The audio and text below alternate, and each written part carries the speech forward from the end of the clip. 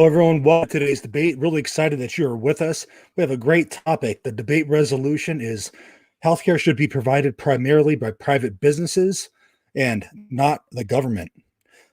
Providing the affirmative is Dr. Skar, and Dr. Forer attended medical school at Michigan State University and specialized in neurology at the University of Arizona. For over 30 years, Dr. Forer has been certified in both neurology and psychiatry and continues to manage an active practice. Dr. Forer's background is inclusive to comprehensive studies of neurosciences with a focus upon neuronal systems of consciousness, the quantum physics, model of consciousness, awareness, infinite intelligence, contemplative prayer, and meditation.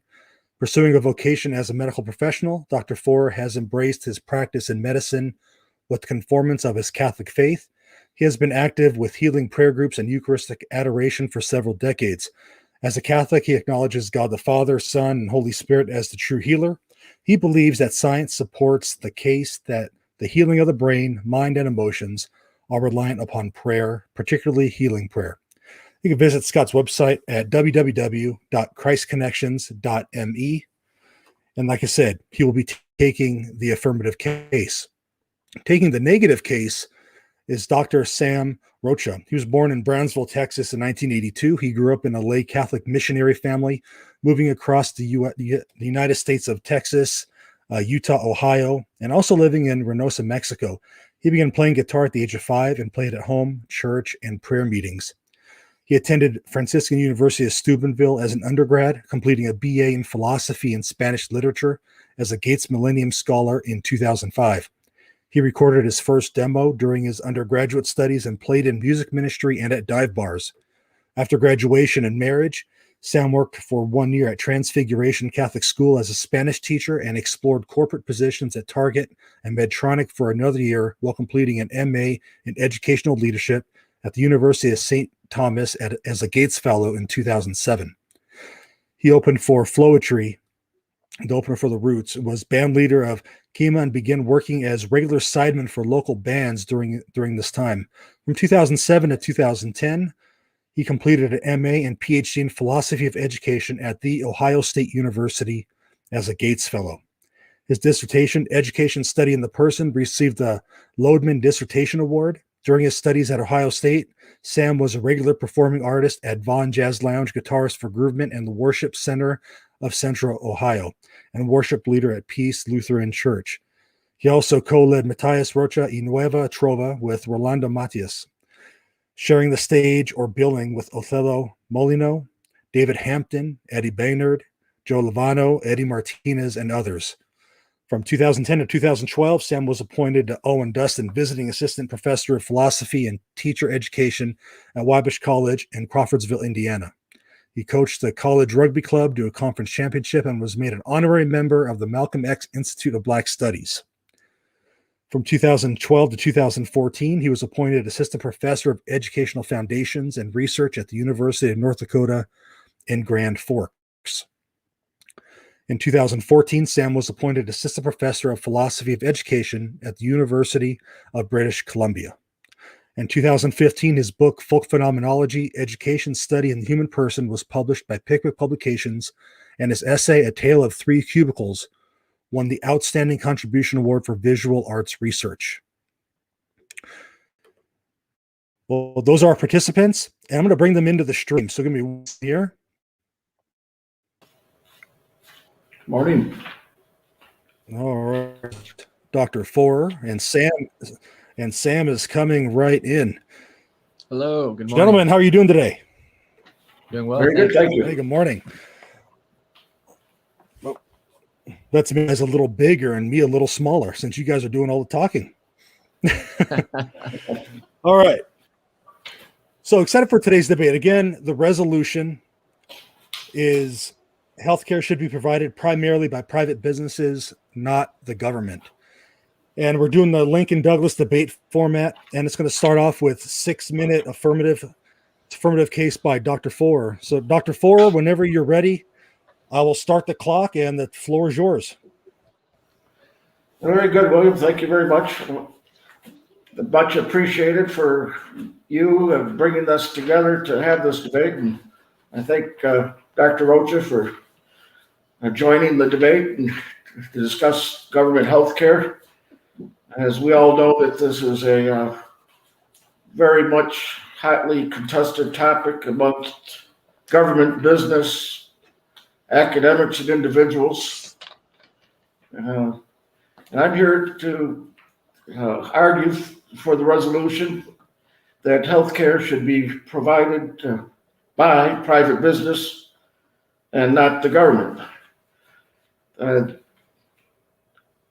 Foundationally, I probably should reveal that I come at this as an individual vocation as a physician who is practicing Catholic and enters in worship to recite the Nicene Creed on Sundays, and that part of the vocation is to take the Hippocratic Oath to do no harm. That said, to start off, this debate is not about life, longevity, health, or wellness. What it is about is the role the government plays in the allocation of scarce resources within the economy. This is about what government's role should be involved with or not involved with in relation to the allocation of scarce resources. That says private business or free enterprise, and some may call that distributive capitalism, is the most humanitarian means available by which an allocation of these scarce resources is provided. When the government injects itself and carries interest to the common good in the form of social welfare, beyond social welfare into the realm of transformational change, then you have socialized medicine. And paradoxically, the goal-driven policies that are represented for the common good, as government informs us that it's for us, that are to be accomplished by socialized medicine, as an oxymoron in the sense that the government states that it's giving us a right. It's stated by Bernie Sanders that it's the right of an individual to receive in health care managed by the government or given by the government.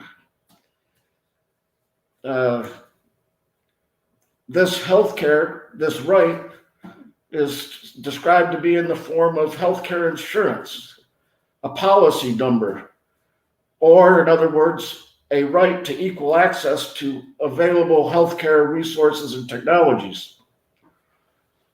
In truth, upon each of our births, the only right that we were really endowed with is that which is given to us by our Creator. It's our individual rights. And those are the individual rights of free will and life, liberty, and the pursuit of happiness. And those three rights are wrapped in our founding documents by our founding fathers. And those rights are lived out in a physical body. And this physical body is one which allows us to make free will decisions by the gift of an eternal soul, which has mind and intellect, the human person being a composition of mind, body, and soul. So indeed, it's an oxymoron that the use of language by the government in which it states to us that it's going to give us a right that it does not create. In truth, it's usurpation of freedom. And the slippery slope here of government intrusion is the gradual implementation of socialism, which is described by Barack Obama as transformational change. And those are the buzzwords. And in the long run of history, this transitional change becomes communism. In other words, the individual becomes obliterated by the government's zeal to collectivize the economy. It is no small thing that the U.S. healthcare economy is estimated to reach 1/6 of the total economic activity, or GDP. And then it's upon that slippery slope that 1/6 economy becomes absorbed rather quickly into the whole economy. And I think I've heard Dr. Rocha talk prior that might meet some form of what he would call command capitalism. Well, indeed, the truth goes further to even take away rights of religious freedoms by those individuals who are compelled in this manner to deny their creator and accept the government as God who provides. The government mandates imposed upon a healthcare system by progression and invariably leads to socialism that goes beyond social welfare and results in social disruption. The government's insistence to provide healthcare. That's time. All right. Sam, you have 3 minutes for a cross-examination whenever you're ready. Thank you, William. Scott, I'm happy to yield a bit of my 3 minutes for you to finish up your case there, if you'd like. No, I was just going to finish off by saying that the healthcare in its end, when run by the government, eliminates free markets, and that does so by socialism, in which the markets are strictly contained, or by the bare textbook definition of socialism that the economy becomes owned and operated by the state. And the last thing was, no one wants the government near their health care. Great. Thanks, Scott. So I guess my first question would be regarding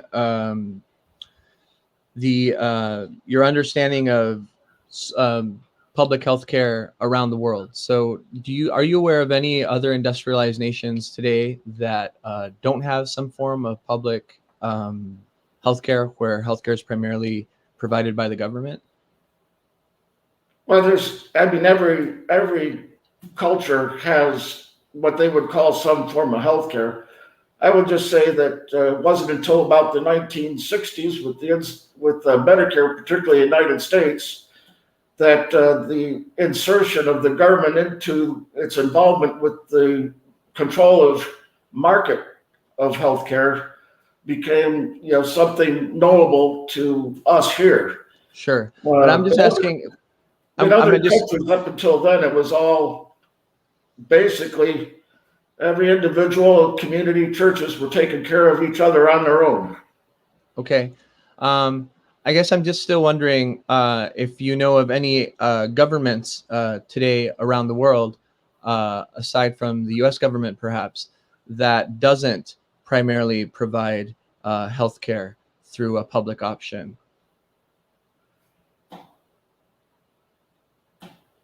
I don't know the answer to that, Sam. I did research for the entire world today. Okay, sure. And then within the United States, obviously you mentioned Medicare and Medicaid. We could also think of programs like CHIP.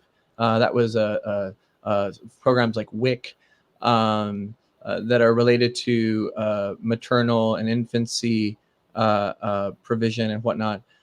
Is it your contention then that because healthcare should be provided by private businesses and not the government, that those programs in the United States ought to be abolished? Well, that's not the contention at all. I think anyone will admire the goals and the purposes of those programs. And in fact, my view of it is that the government in those particular areas does not do an unreasonable role or unreasonable job in delivering a social welfare benefit. It's the extension of transition from what is a welfare benefit to the common good that transitions to a process of insertion of true socialism upon an economy in Sure. which where things go off the rails. Could you give me an example of what sort of socialist state you have in mind that where the provision of public health care results in socialism in that order? Is there an example you have in mind? Well, I mean, you could go to Cuba. I mean, Cubans will say that they have a great healthcare system, Sure. but their whole economy, in and of itself, and their whole political social structure is a disaster. Mm. Okay. Okay. Um, That's the end of what about a the end of the country? 3 minutes, All right. gentlemen. All right. Thank you so much, William. Thank you, Scott. Oh, no problem. All right, Sam, I'll let you go ahead and give your 7-minute opening. Sure. I'd like to thank William for hosting this debate, and I'd also like to thank Dr. Forer for coming and debating with me here. My negative case is going to first try to clarify the stated resolution and also note the modified resolution as stated by my opponent today. And then I'll go over maybe 4 of the claims made in the affirmative case. And as time allows, then present some sort of a general overview. But most of my overview is going to be caught up in my kind of working over the resolution. So I understand healthcare to mean the concern or care that is materially implemented with regard to health. Dr. Forer has claimed this doesn't have anything to do with life or longevity, but it seems very difficult to understand what healthcare would mean if it was not concerned with life or longevity. The extension of the life cycle, the extension of human life, the lowering of infant mortality rates, these are the metrics by which we measure and understand social health and global health and have understood. So it's very difficult for me to understand even how he would make sense of healthcare outside of very, I think, obvious and uncontroversial metrics like life and longevity. But obviously the resolution isn't just about healthcare. And I agree with him that it is probably more about the proper role and scope of government. And this is probably going to be where the more substantive disagreement arises between us. I would note that the stated resolution was that healthcare should be provided primarily by private businesses and not the government. However, Dr. Forer's statement of that resolution was slightly modified in that he really expressed it as should be provided by private businesses and not the government, which is a bit more extreme actually than the resolution says. In fair play, I would actually advise my opponent to make use of that primarily, because that way it's not a zero-sum game, and that way he could defend himself against issues like Medicare examples and WIC and other things like that. But that wasn't a particular strength of the stated case, so I would hope he would come back around to correct that a bit. I think it's really important, though, to note two or maybe 3 more things. One is the word should. So this is ultimately a philosophical debate about what ought to be the case. We're not necessarily making an argument about what is the case. So even when I make use of examples, those examples only serve to illuminate general ethical and normative claims. I don't here have the ability, I think, to make stronger claims than that. And I think that resolution scope is appropriate. But likewise, I think we should note that whenever Dr. Forer makes claims that are not only normative, but also prescriptive or very hard assertions about socialism and all these things, those aren't really arguments. Those are really just assertions that may or may not be true, but they would have to be revealed through an argument or analysis. Now, the word that I really want to focus on is the expression private business. What exactly is private business? Because while I do agree with Dr. Forer that this is a debate, I think, about the scope of government, we might also understand it, though, as what is the proper scope of the private sphere within society. Government represents the public sphere, we could say. But the private sphere, in terms of private business, what distinguishes, for instance, a private business from the government as a public entity? One of the main things that distinguish a private business from the government as a public entity is the ability for the business to operate for profit. In fact, one of the main distinctions between a social or public forms of universal healthcare or socialized medicine versus private options is precisely the economic exchange. In one case, the economic exchange is premised on taxes that are levied, and therefore on the output end come at no charge directly, whereas within private businesses there is a profit motive. And I think the question for me ethically is healthcare something that ought to have a profit motive? Is it just to have a profit motive? In the United States, even though there doesn't exist as broad of a government healthcare network, we actually do seem to show through certain healthcare policies that profit motives are ethically dysfunctional. If someone goes to an emergency room, for instance, the hospital, under most circumstances, is not allowed to admit them on the basis of their ability to profit. They have, according to that Hippocratic oath that Dr. Forer mentioned, they have a deeper ethical duty to do no harm, and in that case, the profit motive conflicts with that. My negative case is to suggest that the exclusivity of a profit motive that distinguishes a private business from a public government is ethically problematic, and we can look at that concretely not only in cases of socialized medicine or universal healthcare or public healthcare or hybrid forms of healthcare that we can see around the world and even in the United States and things like WIC and Medicare and more, but that even cases like hospital admission into emergency rooms shows us that we are sensitive to this ethical problem. Now, a few aspects about the case of Dr. Forer that I want to raise. The first one is that he claims that this is an allocation of scarce resources. It's not obvious to me that the resources are necessarily scarce. Some countries are rich, in which the resources are very scarce. In which their resources are not scarce. Other countries are poor, in which their resources are scarce.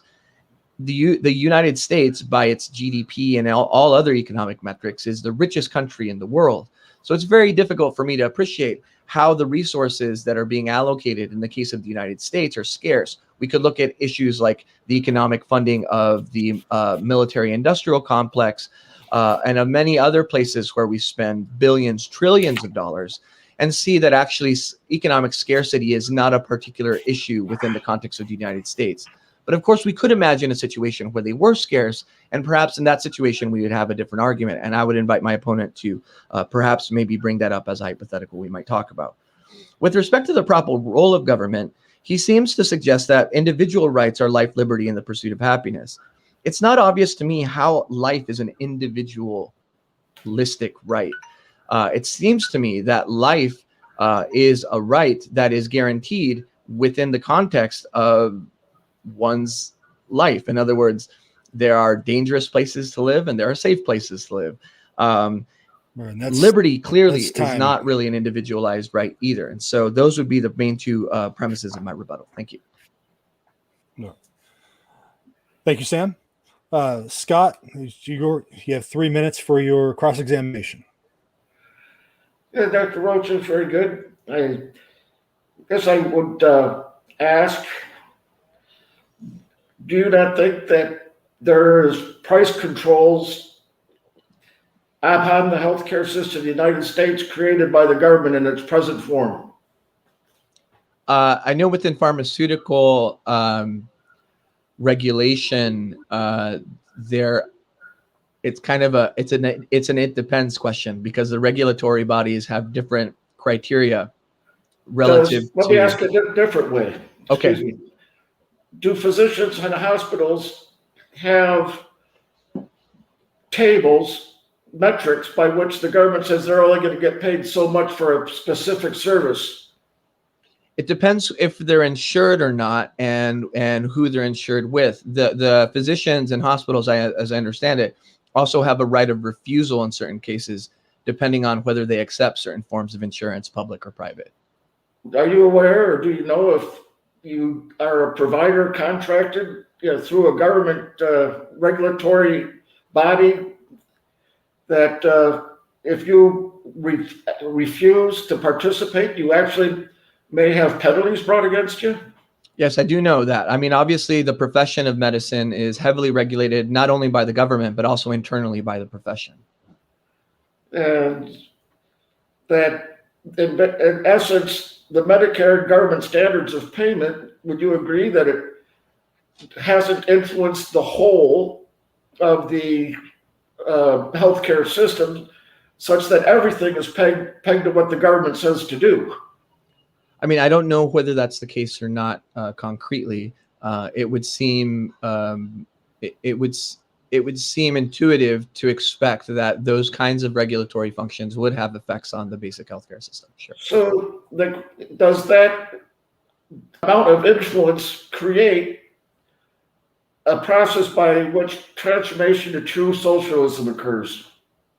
I'm sorry, that last phrase, I actually don't think I heard it. Does that process of command of the supply and price setting and the delivery by regulation create the mechanism by which to bring forth transformation and true socialism?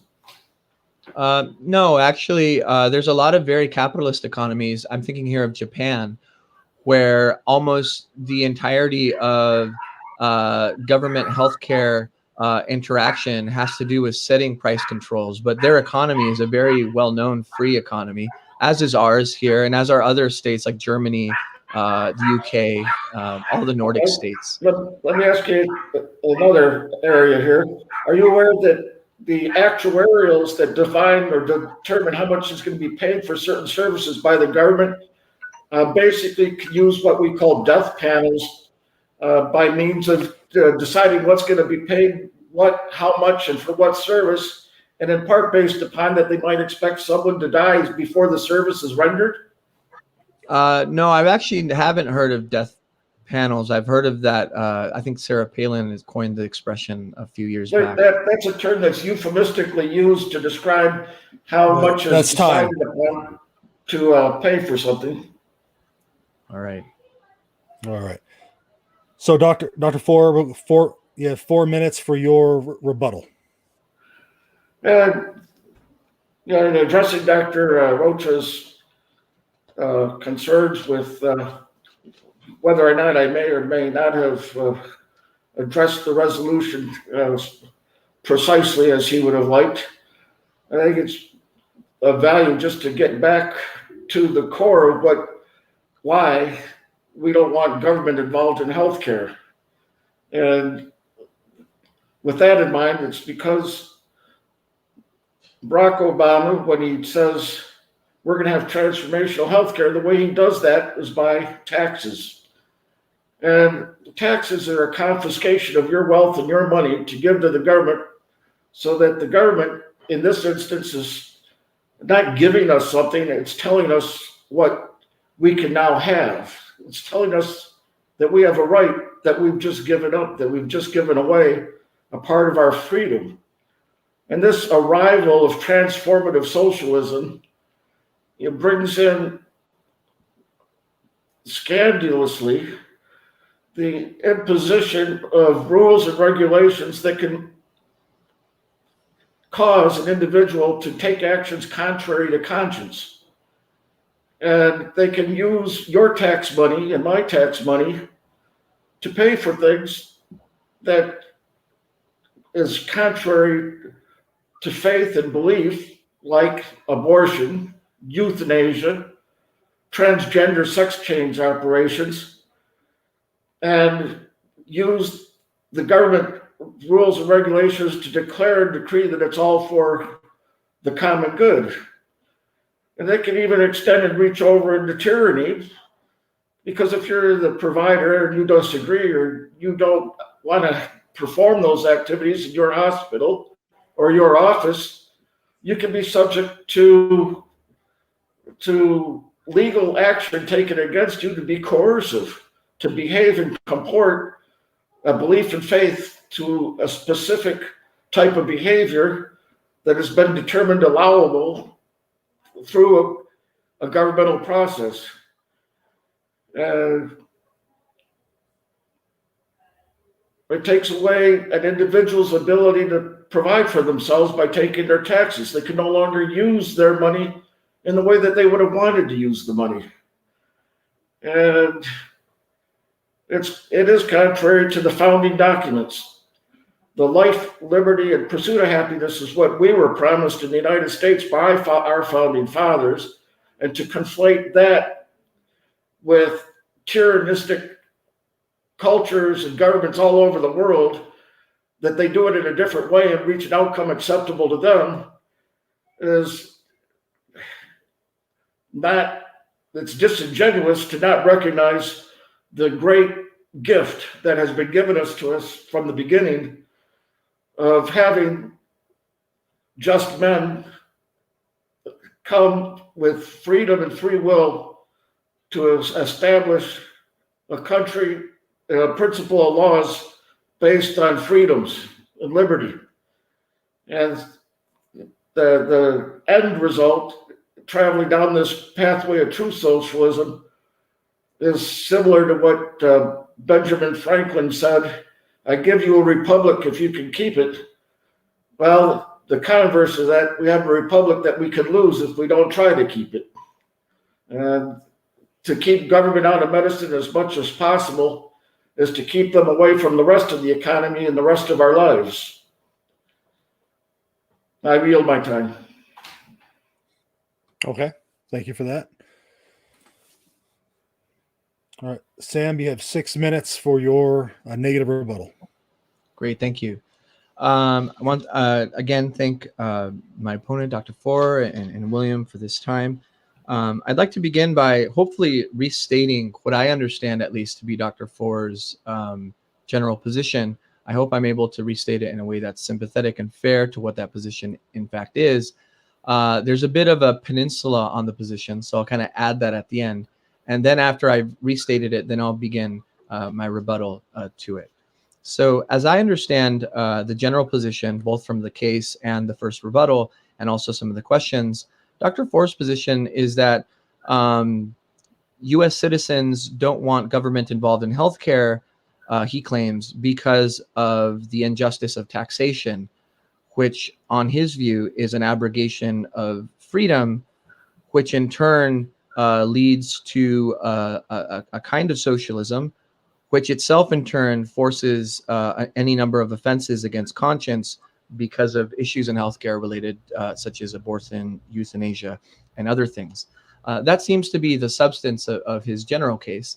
He adds upon that what I think is a frankly slightly strange addition, which is that consideration of other governments or kind of comparative analyses of public health is disingenuous, he claims, to the U.S. because the U.S. is based in freedom. I'd like to begin by basically just dismissing this first point out of hand. If COVID has taught us anything, it's that not only governments, but also private industry, I'm here talking about Pfizer and Moderna and other places, they're working within a global set of research facilities and data. And while there are national implications or what have you, ultimately health, public health, sickness, mortality, it knows no borders. Everyone dies. Everyone is eligible for physical injury, for medical harm. So I think it's that last peninsula is one that I would like to suggest is simply on the face of it dismissible. As for the substance of the case, as he stated it, first of all, there are numerous people within the United States who clearly do want the government involved in healthcare because they are on Medicare, Medicaid, any number of the programs I mentioned, the Affordable Care Act, and all these kinds of things. People who are generally insured. Also, we know that people who are uninsured are trying to get insured, whether it's through private or mixed. In fact, even Catholics of conscience who don't want public options are not simply willing to spend out of their wallet. They're entering into cooperatives and all these things. So it's not obvious to me that people don't want some kind of social health care. And then the idea that taxation is somehow a proof of this is, to me, also a bit ridiculous. Obviously, taxes and taxation can be good or bad depending on how much they are and what they go to. But if Dr. Foer's position is anarchy, or an anarchic position that's saying that all taxes are evil and all governments are evil and we ought to abolish all of this, Well, he won't just lose his argument. He'll also lose the nation that he's trying to defend, the United States. This is not an anarchic situation. This is a constitutional republic.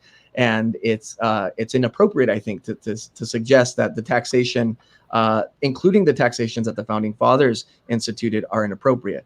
The idea that this is an abrogation of freedom, I think, is a very kind of small understanding of freedom. It basically sees freedom as purely negative freedom, but it fails to understand the deep Catholic social teaching of positive freedom, not just freedom from, but freedom for, and with that obligation and responsibility. The idea that it turns into socialism, I mean, again, there are a lot of nations that are perfectly capitalist or hybrid situations that have public health care. So there's no indication to me that Cuba is the only example we can think of here. And then the idea that it forces issues of conscience, I would actually here say that, like, it's obviously the case that we don't want too much, we don't want a bad government, right? So just because there's a place for public health care doesn't mean that public health care can itself have problems. So I would say abuses or excesses within public health are certainly a part of the deal. The problem is that an entirely privatized approach to healthcare also has its cases.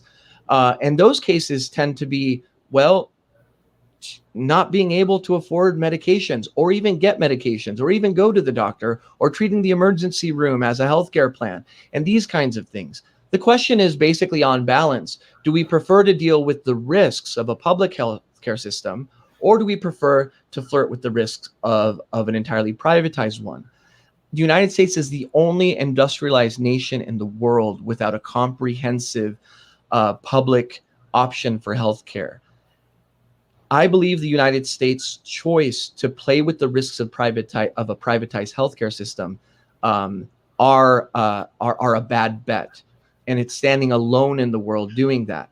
And it's not producing metrics of longevity, of life expectancy, of infant mortality rates that are exceptional to the world. In fact, the U.S. has very pedestrian quality of life metrics within the world. So on this basis, it seems to me very clear that the choice today is to negate the resolution and to accept the negatives, rebuttals, and to understand that government healthcare, far be it from being provided exclusively by for-profit motive businesses, should at the very least have some major component of the government and of social matters working. And one thing to note is that Catholics within Catholic hospitals, Catholic healthcare, it has worked within governments and globally within governments for hundreds of years. So there's no exception to this from a Catholic point of view. If you look at every hospital with a saint on it, every hospital where the floor nurses were nuns all around the world, you'll realize that Catholic approaches to healthcare are deeply compatible with public and social options and have been globally and also within the United States. All right, thank you, Sam, for that. Dr. Ford, you have 3 minutes for your final rebuttal. Well, just for this last close, I think, hand off to you a post that you can put up. It's called "Following the Science" documentary for afterwards, and an article that I have written. I think that may be useful if someone wants to look into this maybe a little further. I think it speaks somewhat to, Sam, Dr. Rocha's generalization that there's been an adequate exchange of free and available data by all these special scientists for the last 18 months that they had that no one else had. In fact, it's quite the opposite. There's a lot of scientists and researchers out there that have had a lot of information that they've been muzzled and been prevented from sharing, which I think the documentary I give you points that out quite well. So I think Dr. Rocha also went back to making this about life, longevity, and health, and who does what and who can provide that to you. And that's not what it's about. The present system is functional, and people are getting taken care of. It's what this debate about is: do you want government in your healthcare system to be ever expansive?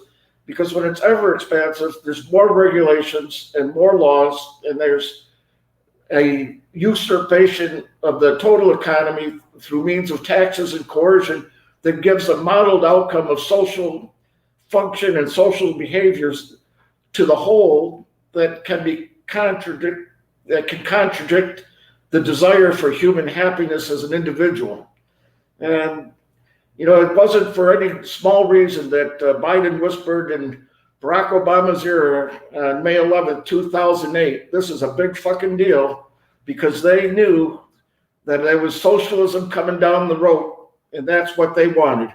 But they won't tell you that, because they told you they're going to keep your doctor if you want to, and that was the other big lie. Things have changed. You don't get what they tell you you're going to get. You only get what they decide that they're going to give you. And with that, I think we're pretty much done.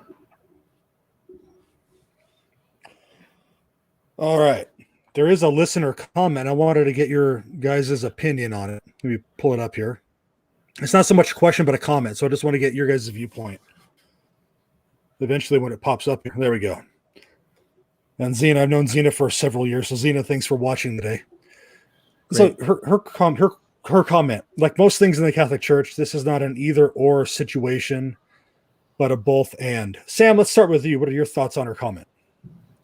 Yeah, I mean, I'm sympathetic to this. Whenever we look at even so-called robust public systems, like the one I'm in here in British Columbia, province of Canada, when you drill down into it, you realize that it's not a purely public option. It has a number of safety valves that include private options. In the case of here, concretely, it means that dental and optical care are not included within the general understanding of healthcare. There's some critics on the left who see this as unconscionable, but I think there's also reasonable belief to say that the priority is preventative healthcare and primary care, and to exclude those things. So I completely agree. The resolution today, though, says that private businesses should primarily provide healthcare, not the government. And in Scott's formulation, that private businesses and not the government should provide healthcare. That is a pretty extreme view, but it doesn't follow from that my rebuttal would entail a completely socialized equation. I actually quite like local and state options, provincial options.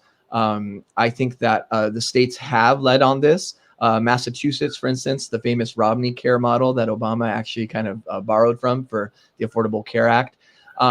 There are states in the U.S. that have better and worse healthcare systems. I grew up on CHIP and WIC as a kid in Texas, and there